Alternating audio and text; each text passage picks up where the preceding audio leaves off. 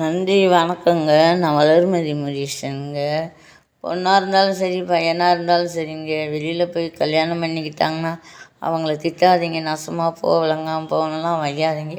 அதேமாரி நம்ம பக்கத்தில் இருக்கிறவங்க நம்மளை ரொம்ப துரோகம் பண்ணுறாங்க, ரொம்ப மோசம் பண்ணுறாங்கன்னா அவங்களையும் திட்டாதீங்க, வையாதீங்க.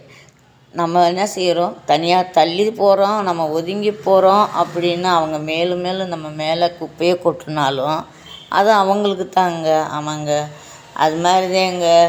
சமீப காலத்தில் பார்த்திங்கன்னா உடனே எல்லாம் ஆப்போசிட்டாக நடக்குது. நீ வெள்ளை சிலை தான் கட்டிட்டாங்க, வேறு சிலை போடக்கூடாது. அது என்னுடைய விருப்பம், என்னுடைய இஷ்டம். நான் என்ன வேணாலும் டிசைன் பண்ணிக்கலாம், நான் என்ன வேணாலும் போட்டுக்கொள்ளலாம்.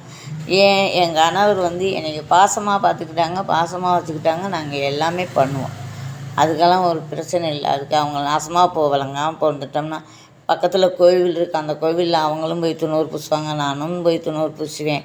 அவங்கள எதுக்கு நான் திட்டேன்? எனக்கோ ஒருத்தவங்க தப்பு பண்ணாங்கங்கிறதுக்காக அவங்கள திட்டு முடிச்சுட்டு கடைசியில் அவங்கள மேலே ஒரு பிரியமாக பார்க்க போனால் நம்மளுக்கு என்ன கதி நடக்கணும்? இந்த 4 நாளைக்கு முன்னாடி தலைக்கு மீதி ஆடக்கூடாதுங்க.